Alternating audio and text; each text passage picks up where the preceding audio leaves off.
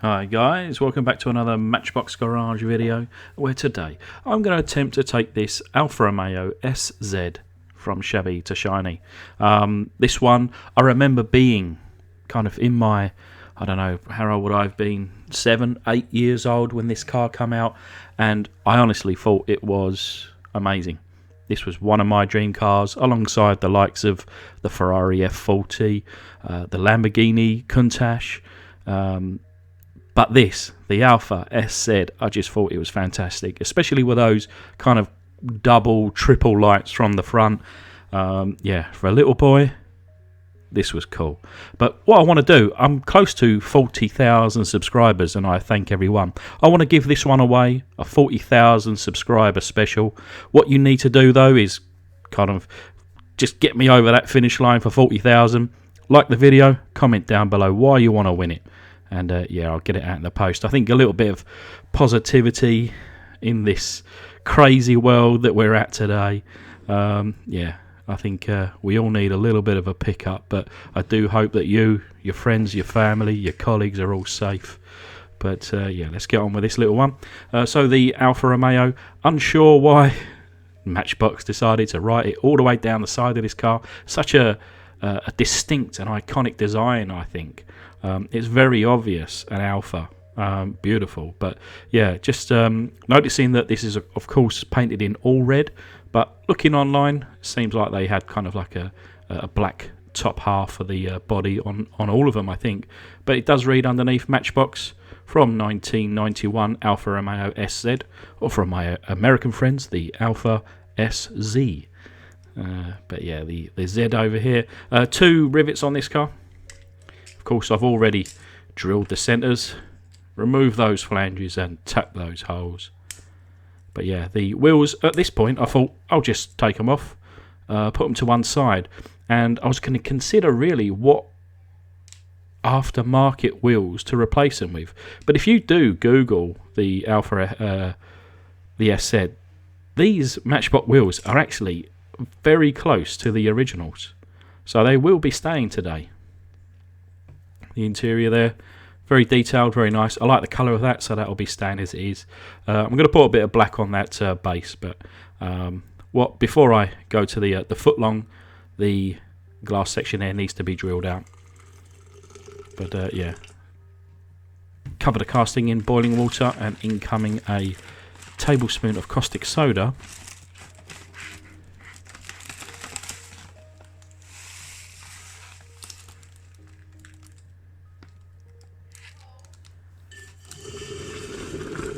And you can see there quite a violent reaction actually today, and I think with that in mind, I may try to deliver that in a slightly different way.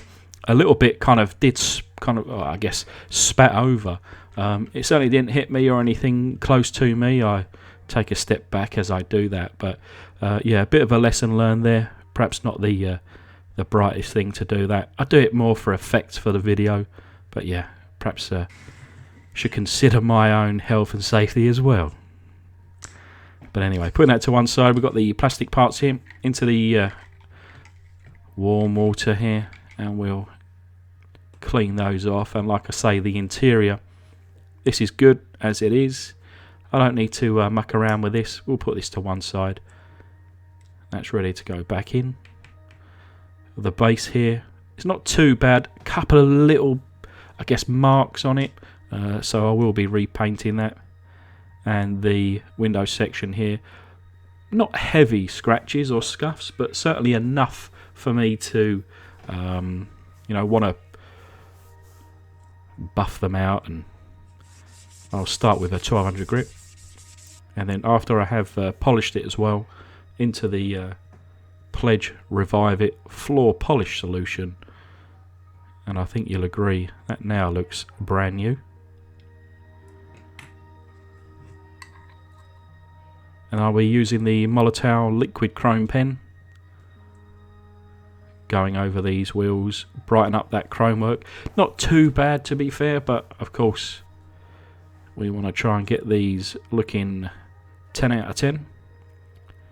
Chrome the end axles there first of all.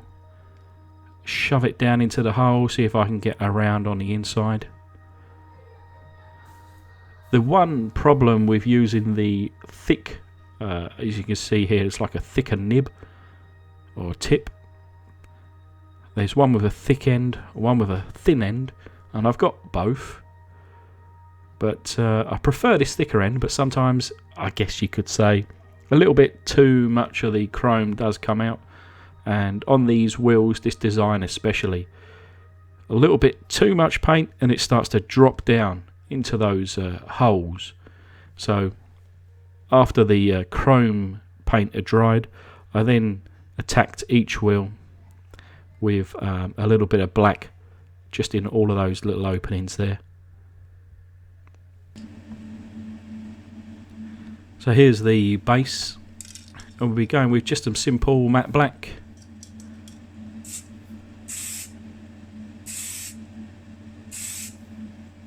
And I think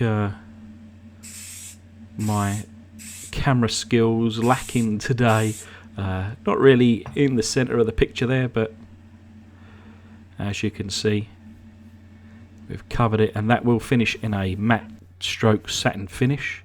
And in comes the tack life now. Not a hugely successful paint removing session, this one. I reckon only around 83% today. But of course the tack life will take off the remainder. I did leave on a tiny little bit on the inside, of course that'll be painted over and unseen. But yeah, a little sample of the roof section there, and we'll make it look shiny like that all over. So onto the black Viejo hobby paint primer. As you can see, not a speck of paint on the outside, a little bit on the inside there, but unseen, and it's scuffed up and it will certainly be hidden.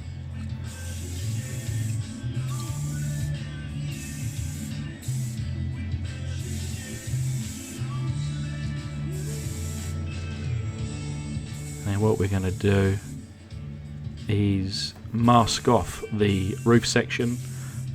As I mentioned towards the beginning of this video, the roof on this one, looking on the Google images, all appear to be black with the remainder of the body in red. So what I thought I'll do, instead of using the white primer today, I'll use the black. And I went with 2 coats actually, just to make sure that it was perfect. And then I masked off the roof. But it really is great paint, this, and I'm actually running out, so I need to grab myself another can, as recommended by Danny over at Danny's Diecast Disasters. So here we are. I've now masked off the roof with the A and B pillar, and what I'm going to do is come back on with the same paint, just, you know, at the bottom of those edges, so that if I get any paint bleeding, it'll only be exactly the same colour, so it won't be noticeable. Now I have previously gone with like a clear, but actually there was a few mentions you can go with the same colour, and indeed it did make it absolutely perfect. So we go with just the standard red here, being over a black base. It's a more of a rich finish, so it wasn't like a real bright finish in the red, which actually I really like. It's almost like a Ferrari, you know, where you've got that little bit of a darker, richer red. And it takes, I think I put 3 coats before hitting it up, just to seal it in with some gloss clear. But it's the following day, so you got that base there looking good, looking brand new, and of course those wheels as well. The interior, as we know, just cleaned up.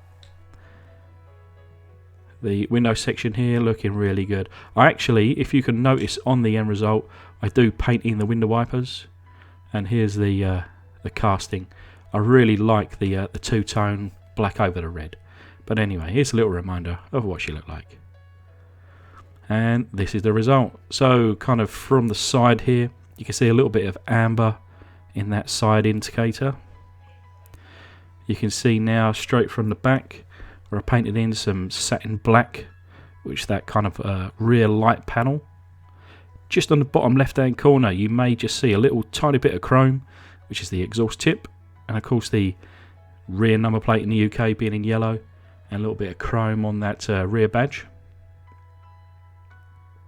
And as she comes back around this side, yeah, the wheels really suit this car. Do please Google it. It looks very similar to the originals. You can just about see the black on those window wipers, I think, on that windscreen there. And then of course around the front, a lovely bit of detail in all those little grills there with the white lights. But remember, get it up to 40,000 subscribers. Like, comment down below, and this one will be yours. It could be you. It could be you. But anyway, thanks to my patrons, and thanks for everybody else for watching. Keep safe, and I'll see you again soon.